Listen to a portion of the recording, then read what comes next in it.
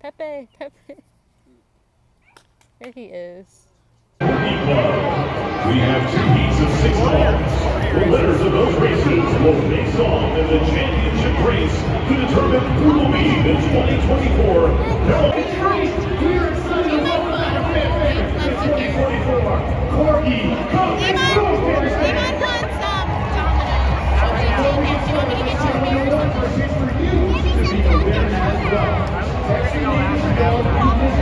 Okay, I'll just take it now. Right now, if the doggy choose wins, then you will get sent to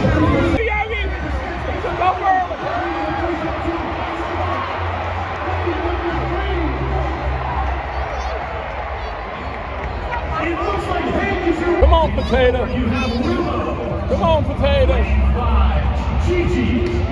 Lane 6. Tato.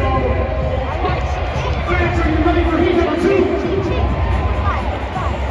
Those Corgis game.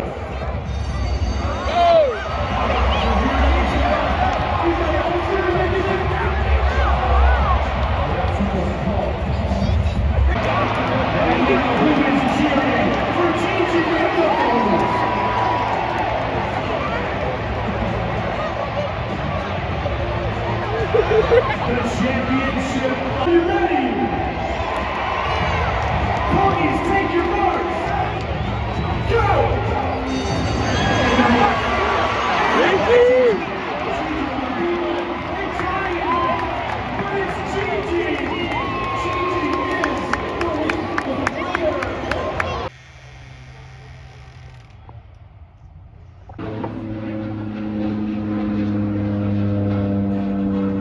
Reading, and as always, my co-pilot.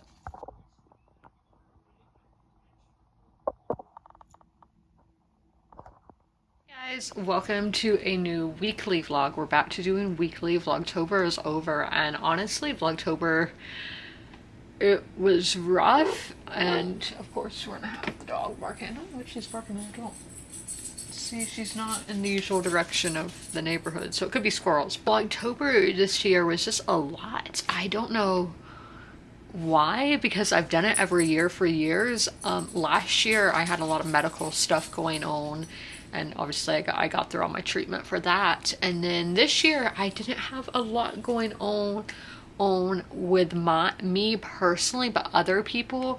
I was having to have stuff going on, so it was this a very like mentally draining month, not because of the vlogging, but because of other stuff in my life. But we made it. I'm so happy I made it through, and I hit 1,000 subscribers through it. I think that's really like the goal for the videos every day, is to get your content out there and to get people following you. I don't know if this is actually like the goal of when like Vlogtober and Vlogmas, Veda were invented, but in my head just now, that's what I thought. But I'm gonna go through the weekly TBR with y'all, and I'm like, I have to get back in the groove of doing a weekly vlog. I'm like, what all do I talk about in these? And yeah, my lipstick's already off. I have some mascara like right there, because it's already past 5 o'clock. Yeah, time changed, and I do need to, this clock I forgot to change, and I saw it last night. I was like, oh my gosh, I'm so behind. Or yeah, so I need to do I have to I don't, oh, I have to open it. So yeah, that's a lot worse. So sit there. There's Delilah looking at me. But we're gonna go through the weekly TBR. The poetry collection that I'm currently reading, I'm doing about 10 pages a day, depending on, you know, when the poem ends and whatnot, is Sometimes I Never Suffered by Shane McRae.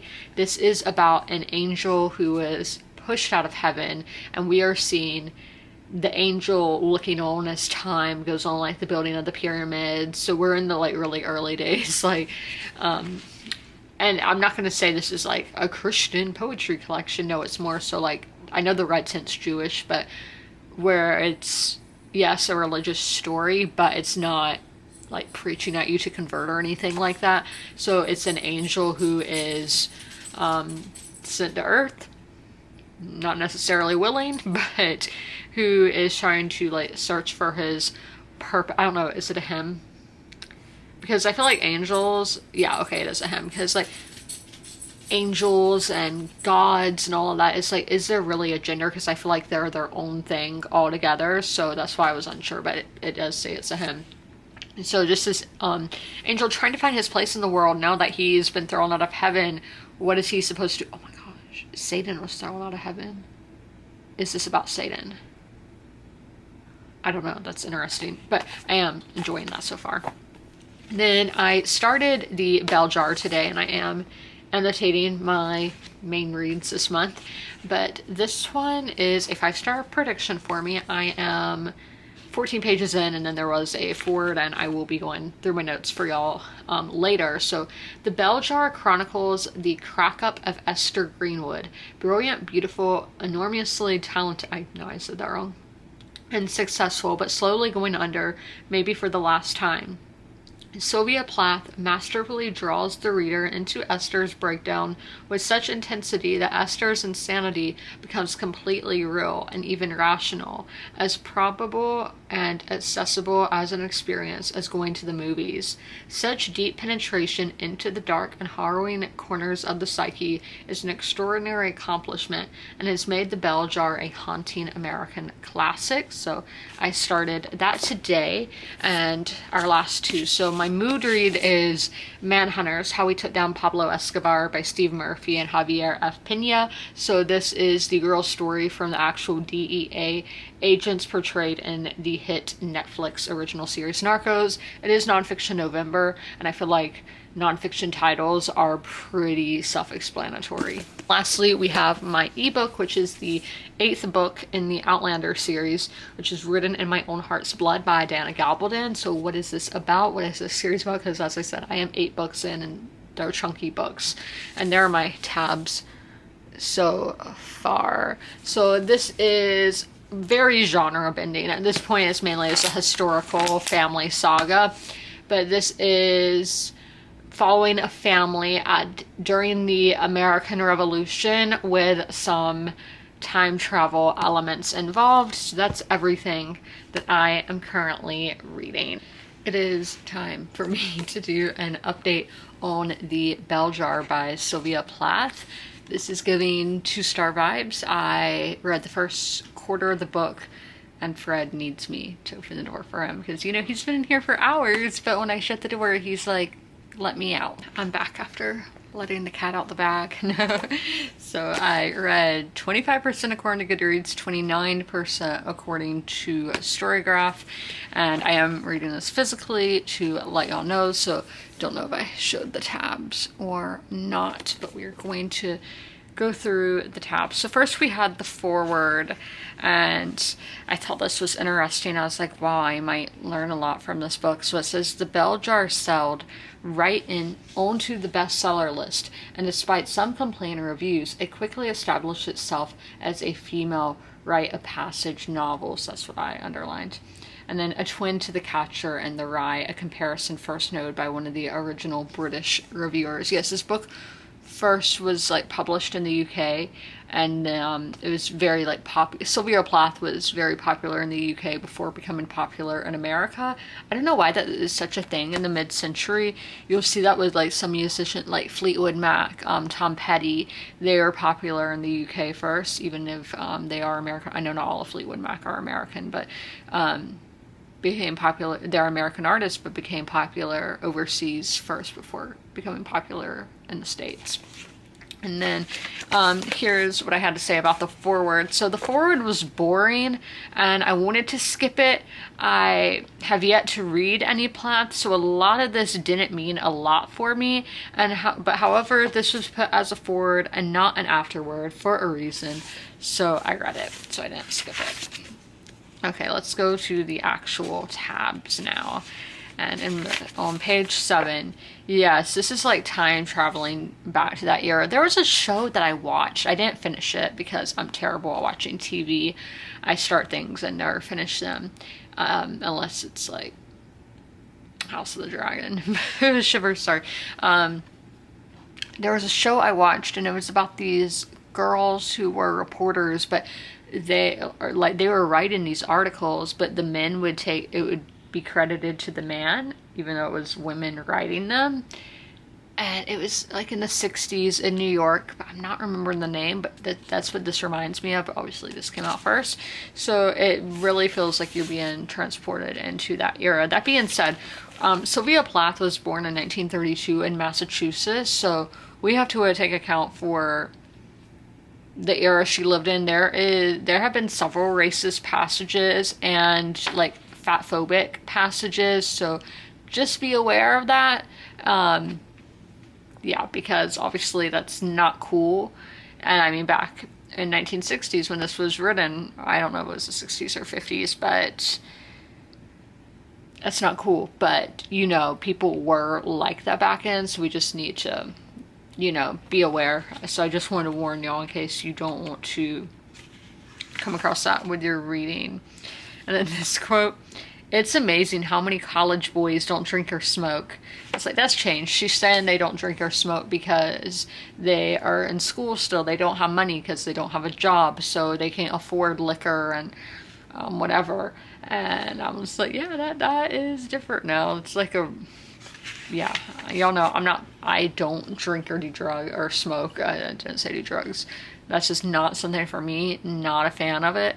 But it is something that if you go to college, you're doing that. I know not everybody, but still.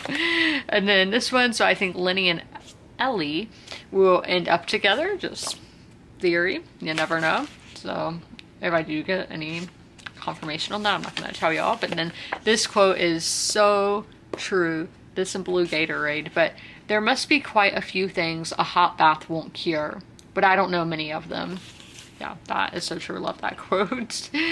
Then this one, Buddy Willard. I'm like, what is with this guy? He keeps, and I have something in my eye, but this Buddy Willard guy keeps getting brought up, and I'm like, what is it with him? Who is he? I have gotten some answers, but I'm like, who is this fool? Who is he? Then we have a plot tab. 34 pages in, I'm like, I am just bored. I'm bored. This book's doing nothing for me. Yeah, it's very much slice of life. And I know we're watching somebody go into a downward spiral. That's, you know, what the synopsis of the book said. But I'm not intrigued at all. So this is when I wrote this. So I can definitely see the influence that this has had on literary fiction. And I do think this book could come out today and be like, you know, the weird girl, what is the, like, unhinged woman trope? Yeah, definitely it would fit into there, and I can definitely see the influence that this book has had on those books. Another thing, the writing I feel like is just very, I mean, it's like, y'all can see this isn't over the top, but it's just like, why do I need to know all this details of every piece of food that is on the table? I'm like, just get to the point. Like, yeah, how Sylvia Plath was a poet, and this does not read poetically at all. It's just, yeah, just batting around the bush. I'm like, get to the point. I don't need to know all these descriptions. I'm shocked that she was a poet because, as I said, it just does not read poetically at all. So yeah, I don't hate this book. I don't have any feelings towards this book whatsoever. It's not doing anything for me.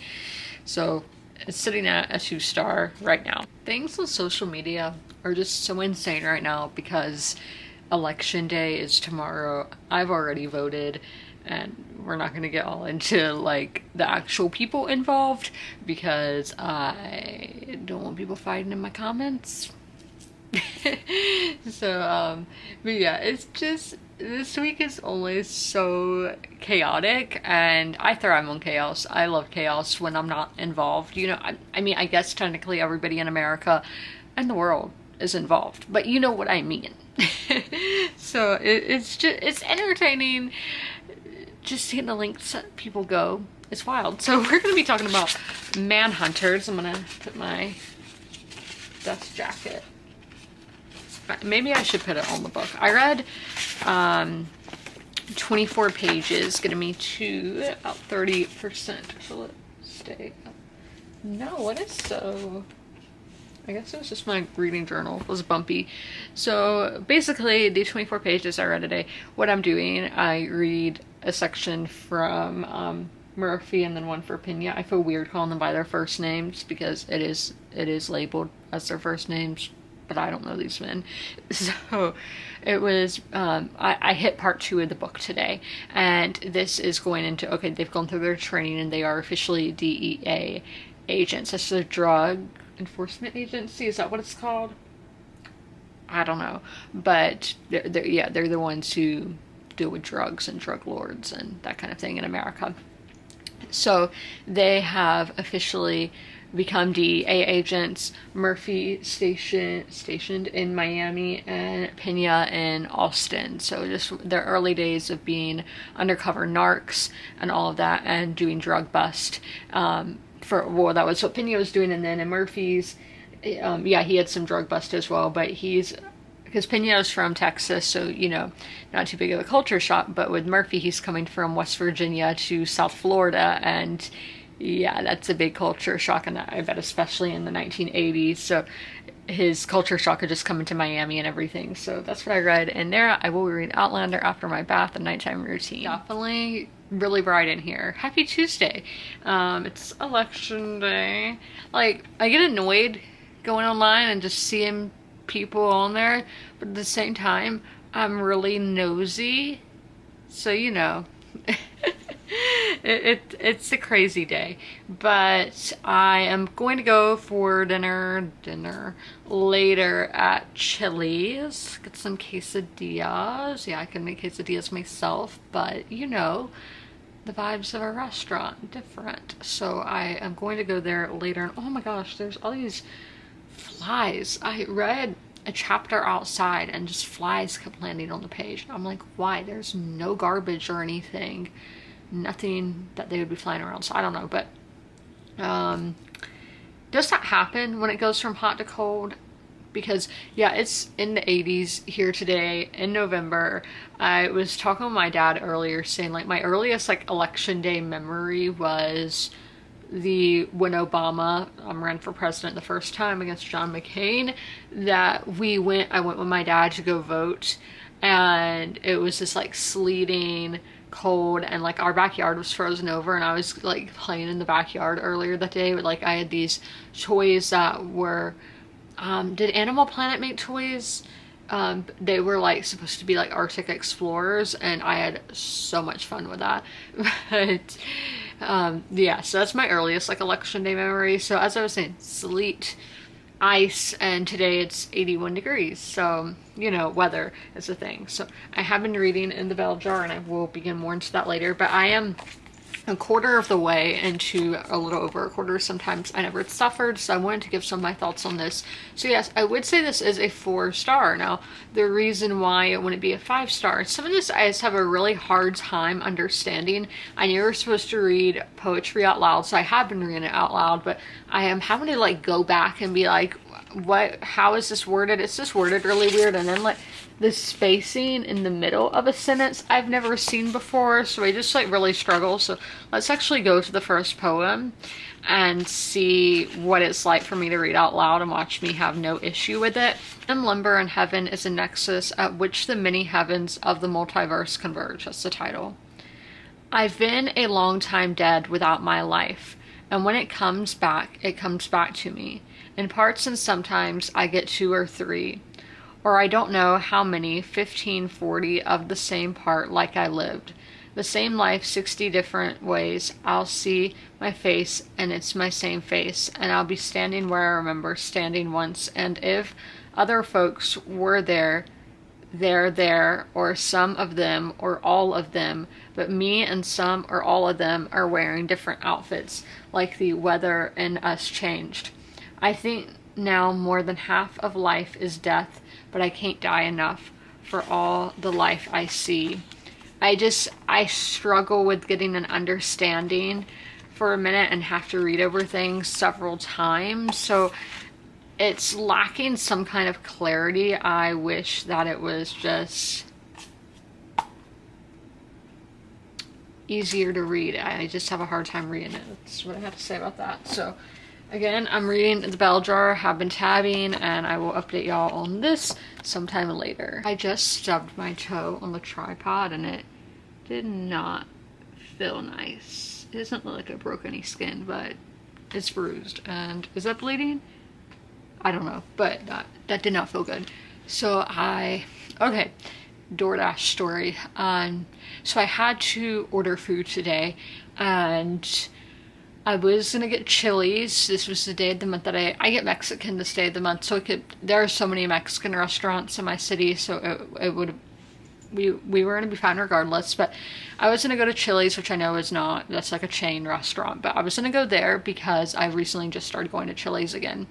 So I was on DoorDash it, and it said temporarily closed to 11 a.m. tomorrow. So I was like, okay, cool. They're closed because election day, which I can see both sides of that.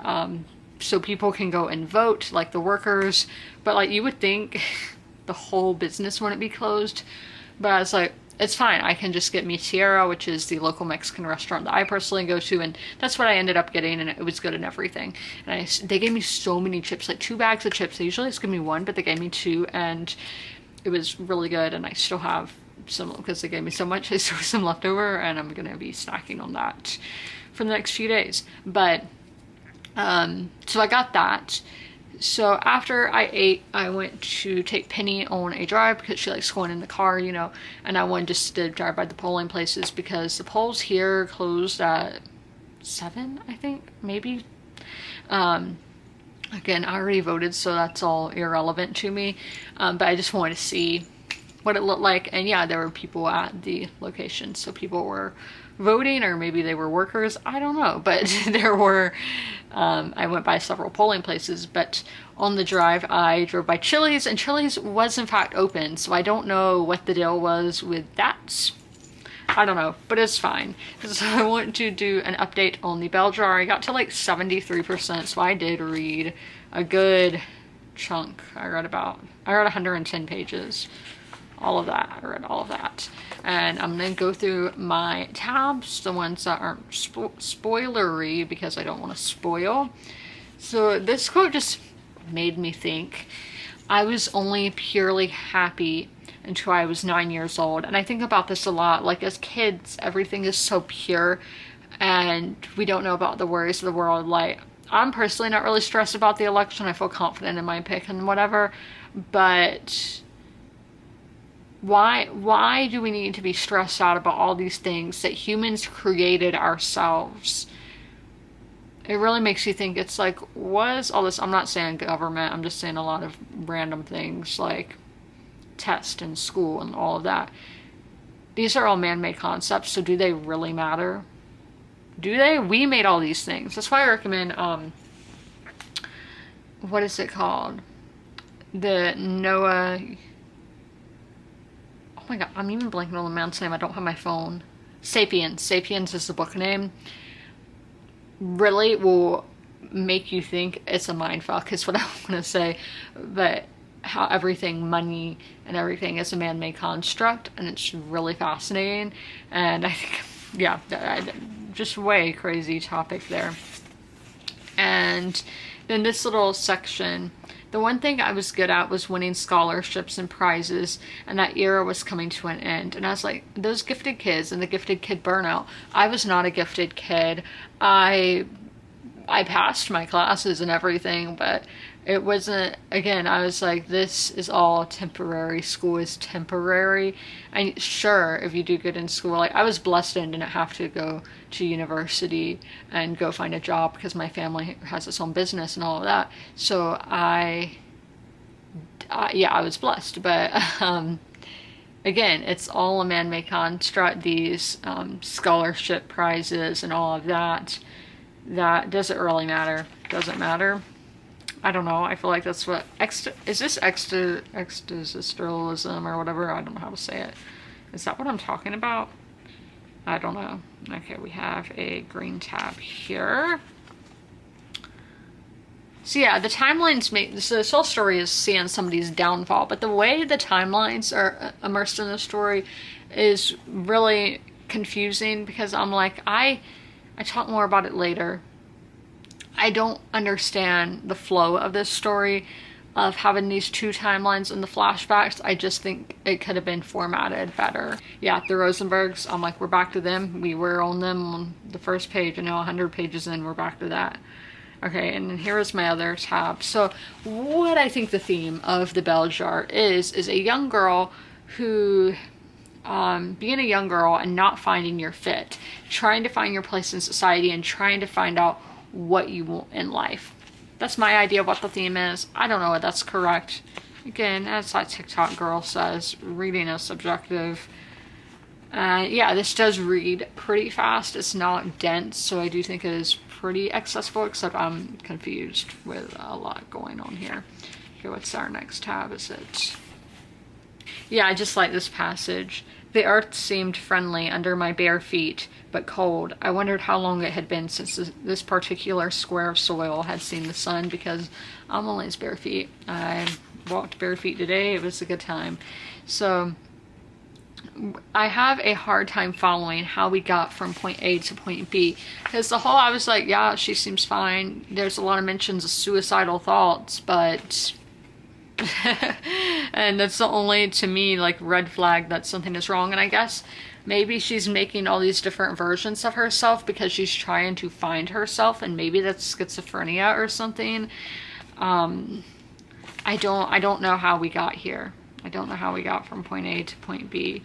And then the other tab is more of a spoiler one, so I'm not going to read that out loud to y'all, but those are my thoughts so far on the bell jar. This book is not doing a lot for me, so I'm starting to question if I really know my reading taste or not. Last update of the day, so I read 5% in Manhunters, and it was basically both of them going under their first, like, undercover missions and everything that goes into it. So, like, Murphy's took him on a 600-mile sailing trip from Florida to Turks and Caicos, and they really were like actors. He had to be one of the people working on a boat, so he grew out his beard, made sure to spend a lot of time outside, so he just had that rugged, sailor look to him. And he had never been on a boat before, so I was like, he's gonna get seasick. But eventually, yeah, everybody on the boat got seasick. And Diaz, who, again, he is in Austin, and everything just really set in the scene. Like, they had to make this plane look like it was filled with marijuana, and like making it look like it's a cargo plane and everything. So just everything that goes into all of this is crazy to think about, because obviously we know that, yeah, like, the general population, we know there's like undercover missions and like everything, like local police work and all of that, but you never think of everything that goes into it, how they really have to play this part. And that is probably kind of difficult to think about, because I see a lot of bad acting on TV, so I can't imagine for people who are not like actors having to really like live in this light, especially think of Murphy on this 600-mile trip on a boat. So you're in closed confines, and there's a lot of tension because things aren't really going as planned, but you have to keep up this persona that you are a sailor and you're an experienced sailor and everything. So all that was really intriguing. Also, Murphy's parts are always really longer than Pena's, so it seems like that makes me think Murphy talks more and all. So, like, on the TV show, I would picture it being Pena because he's like the ladies' man. He's Pedro Pascal. And I was thinking how they do like the sexiest man thing at People Magazine. I think it's People Magazine. That's who I would vote for is Pedro Pascal. I don't know. I would just picture the ladies' man being more of the one to write more in the book, but who knows? And that's just TV. But those are my updates for the day. Again, I will read Outlander. Yeah, the chapter I read last night, chapter 14, was really like whiplash, because we last see this character, he's out on the street, he's just got terrible news and he's very upset. Next thing we know, he is getting people evacuated outside Philadelphia, and it was just such a snap and whiplash. I was like, Diana, how did all this happen? So those are my reading updates for Election Day 2024. I went to Target today, got my flu shot, and I did get one book, that being From Here to the Great Unknown by Lisa Marie Presley with her daughter Riley. It is Lisa Marie's memoir that was published after she passed away, and oh my gosh, this is huge font. We love that. But I know this woman lived quite the life, so I cannot wait to read about her. And if you're partaking in Nonfiction November, I think this would be a good pickup. I ended up finishing The Bell Jar by Sylvia Plath, and I'm giving it a like 2.25. It wasn't for me.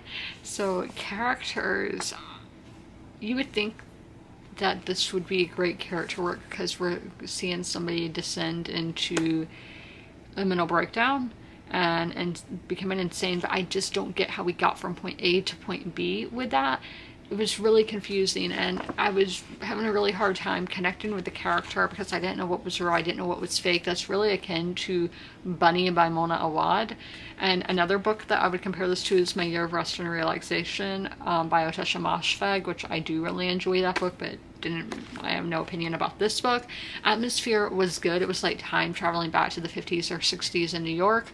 And then there were some dark academia vibes, as our main character Esther is a college student. There's very scholarly, and then their writing, it's not what I expected at all. I expected this to be really poetic, but it was actually rather dense. And yeah, I cannot believe that Sylvia Plath is a poet. Kind of like, I don't understand, because that writing did not go over to novelization well, prose well, or whatever. So then the formatting, again, because the way the flashbacks were told and the way the current day was told, I was having a hard time following that. And then plot, again, good in theory, seeing somebody go into become insane. I think that it's a really intriguing plot, but on page, since all this other stuff was just, I was so confused. I didn't really care what was happening, and I was actually pretty bored reading this. So I wasn't really intrigued. I had a hard time understanding what was happening, and I do think it could be better on reread, just having read it once and then being like, oh, okay, this is what the author meant. This is what is actually happening. So 2.25 wasn't really for me, but I would still recommend picking it up because it is a classic, and it's obviously a classic for a reason, but I think a lot of it went over my head. Totally forgot to mention that I'm going to start my graphic novel of the month next. I know, look at that, big and chunky. So this is Ducks, 2 Years in the Oil Sands by Kate Beaton. This is before there was Kate Beaton, cartoonist of Hark, a Vagrant. There was Katie Beaton of the Cape Breton Beaton, specifically Mabu, a tight-knit seaside community where the lobster is as abundant as beaches, fiddles, and Gaelic folk songs. With the singular goal of paying off her student loans, Katie heads out west to take advantage of Alberta's oil rush, part of the long tradition of East Coasters who seek gainful employment elsewhere when they can't find it in the homeland they love so dear. Katie encounters the harsh reality of life in the oil sands, where trauma is an everyday occurrence, yet is never discussed. Beaton's natural cartooning prowess is on full display as she draws colossal machinery and mammoth vehicles set against a sublime Albertan backdrop of wildlife, northern lights, and boreal forest. Her first full-length graphic narrative, Ducks, 2 Years in the Oil Sands, is an untold story of a country that prides itself on its egalitarian ethos and natural beauty, which, while simultaneously exploiting both the riches of the lands and the humanity of the people. So this is what I'm going to be starting next. 2 updates. So I got to 10% in Ducks. I read about 40-something pages in here. So just to give you all like a brief of what's happening so far is that our main character, this is a nonfiction, this is a graphic novel memoir, but so Kate is from Nova Scotia, and she has a degree, a bachelor, or BA, is that bachelor's? I know, I'm like, can we just say the words and not the abbreviations? I'm bad with abbreviations and like everything, texting, language, all of that. But okay, so she has her BA and can't really find a job without having like a master's, having a higher ranking. But so she can't find a job because there's not a lot of opportunities in her small community, and especially with the kind of degree that she has. And the reason she needs a job is because she has to pay off her student loans. And this is in Canada, so I don't know how different it is in America versus in Canada. So she cannot find a job to pay off her student loans, or she cannot find a job near her family. She has to go, she's on an island, so she has to go to the mainland of Canada. And a lot of people from the East Coast, or the Atlantic part of Canada, I know, I'm like, do they say East Coast? But the Atlantic part of Canada go to Alberta to work in the oil sands there. So she's starting out there working in a restaurant, but is interviewing to work at a tool, some kind of tool thing, or the tool crib position. So that's where I got to. She's going to her first day on that job. And then I do want to just tell y'all a thing that happened in Manhunters today. So we're still going over just some of their early experiences with drug bust and whatnot. So one of the ones that Pena went on, again, he's in Austin, Texas. They go to seize the drug making, well, they go there to this drug bust, and they realize all the drug making paraphernalia has DEA stuff all on it. Like, the stickers are still on there and all.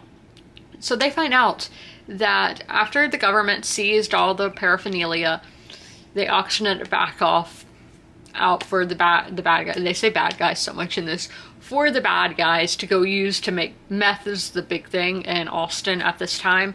Yeah, so it said, had we not seized the glassware, the crooks would have resold everything to the traffickers. I made a huge stink with the U.S. Marshals, whose idea it was in the first place to auction off the glassware. Yeah, that is just, I mean, it's believable that I've heard of this stuff happening, like where there's conspiracies about the drugs and weapons and everything that is in the government, like that they seize. So yeah, it's so messed up because it's just putting it back out there, and you're just gonna have this cycle going over and over. So I'm glad Pena like went to the U.S. Marshals being like, why are you doing this? Like, we are trying to end all this drug trade and you're just fueling the fire. So yeah, I hope they don't do that now, but my expectations are not too high.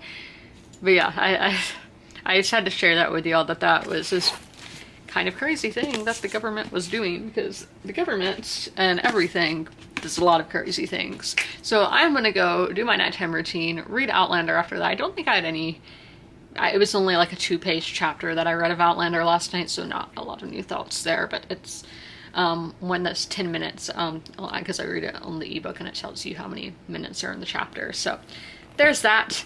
We have read quite a bit today. We finished a book today, so I'm all happy about that, even if I'm not happy about some other things. Like, social media has been a madhouse today, and that's why sometimes you need to take a step back and put your head in some books and educate yourself and have fun and entertain yourself. Thursday, so I'm going to do an update on ducks. I read 173 pages in there. I don't know if it's the reading journal's kind of a slick cover.